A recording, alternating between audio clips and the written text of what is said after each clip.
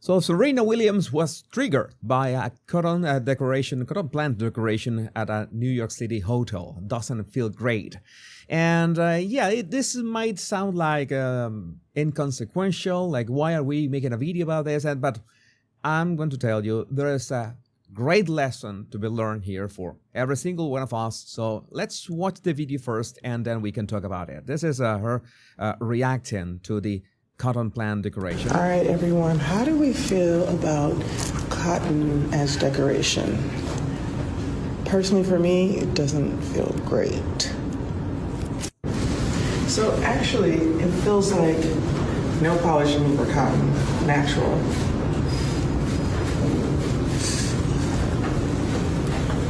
It was also that reaction at the end that, well, was a bit cringe. But let's talk about this. So people are addressing this as in what is going on. Uncomfortable Serena Williams calls out a NYC hotel's cotton plant decoration, and she visibly showed her. You already saw the video. You already saw what happened. Let me just put a nice frame in here. We can zoom so you can see that it's Serena with what seems to be like a black glove. I don't know what is that about, but you know this. I have to state the obvious. Serena Williams is one of the greatest athletes in the history of humankind. That is undeniable. Absolutely nobody can deny that. And it's like she's also entrepreneur right now. She has an investment firm, and she is really busy with that. And she has earned all the accolades that you can imagine and all the success. It has been well earned.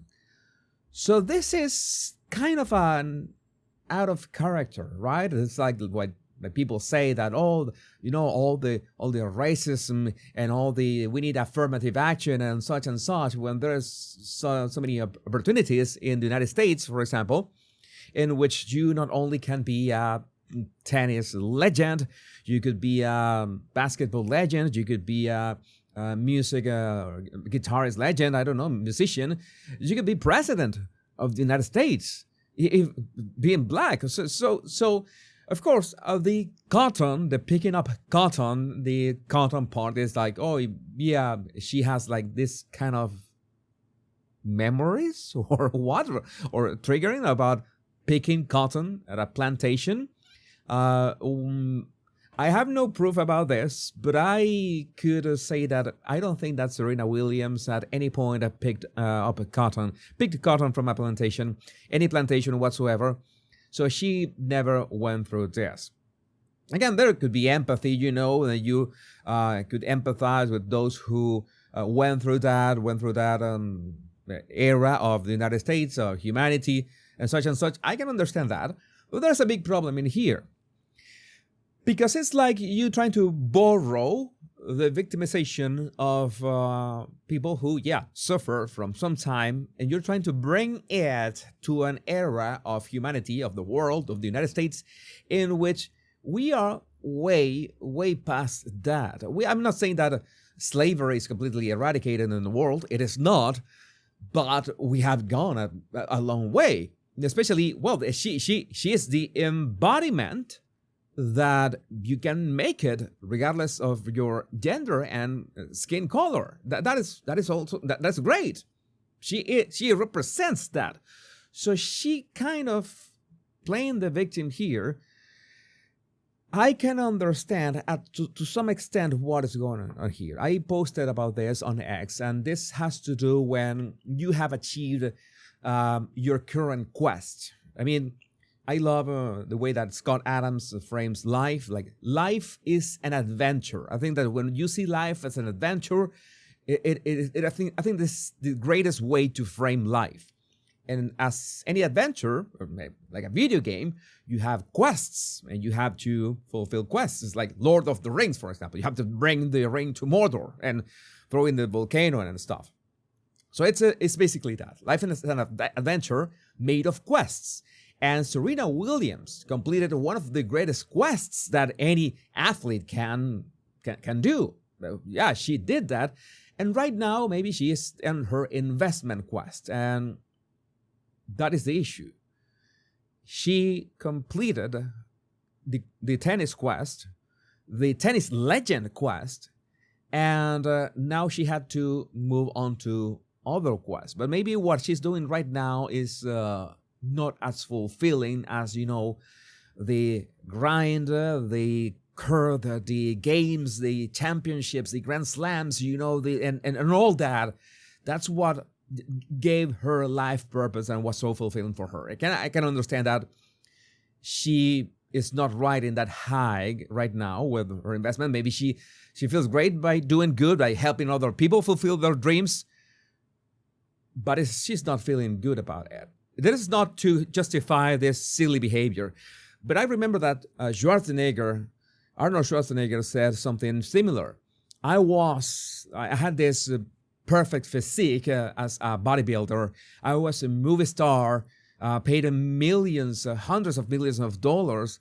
I was governor of California. I fulfilled so many.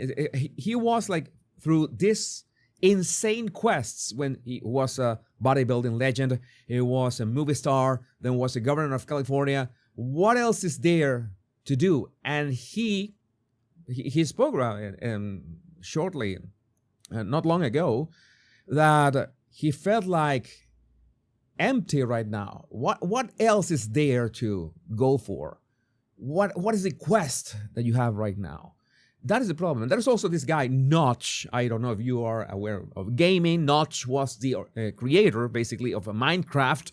Obviously, you have heard about Minecraft. And at some point, he just tweeted in the night, does somebody want to buy this? Because I'm really burnt out of working on Minecraft. And Microsoft said, oh, yes, we want. We'll give you $2.5 billion. And he went for it. And he essentially got $2.5 billion for the rights to Minecraft. And he says that, of course, his life changed from one day to the next. And but there was a problem. There was no more building because, essentially you had built the game that was a before and after for so many people, for define an era, basically. So what do you do after that? Yeah, you have $2.5 billion. He even outbid.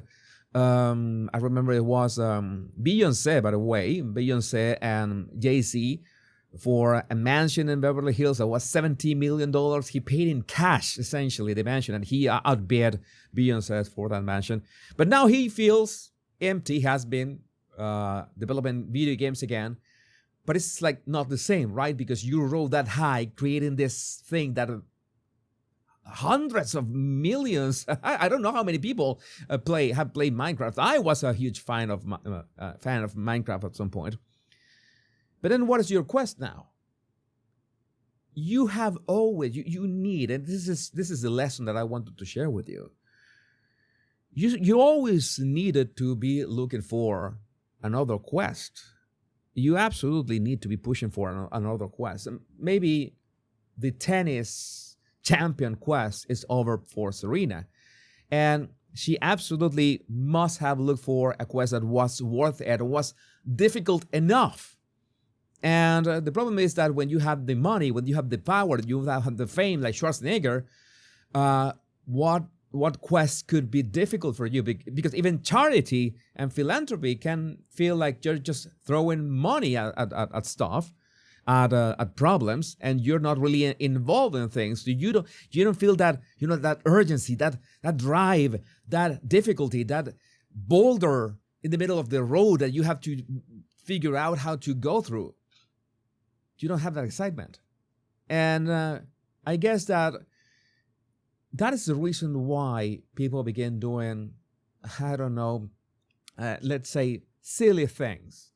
I mean, this is not a big deal for Serena Williams. This is not a scandal or anything, but this is a sign. Why would she behave like this? Having literally everything, knowing that precisely she got everything because she was born in the country that allowed for her to achieve all this and allows so many people coming from basically nowhere to make it big if you are stubborn enough. If you're from Austria or you're from, I don't know, I don't remember which country it's not from, or her or anybody. That's the thing. That's the lesson. That's the problem. And if you don't find a quest hard enough, here's the thing. You fall into this kind of behaviors like, oh, I'm silly me or whatever. Well, worst case scenario is that you fall into coke and hookers. That is basically maybe not a good thing. I'm looking at you, Charlie Sheen, but sometimes you can kind of play a victim when precisely the platform that you have now contradicts whatever victimhood you're trying to empathize with. Does that make sense? This is the silliest and most stupid thing that Serena Williams has done. I don't have a problem with this. She will overcome this. I'm pretty sure that she will think twice before doing a stupid things like this. Yes, I say in the title of the video, she went full retard, because I have, by the way, I channel The Sin Surgeon. I'm gonna do a series of videos like this when celebrities go full retard. But there's a lesson. Go for a harder quest. Life is an adventure. You always have to reinvent yourself. And maybe you have to change your identity. So go for it.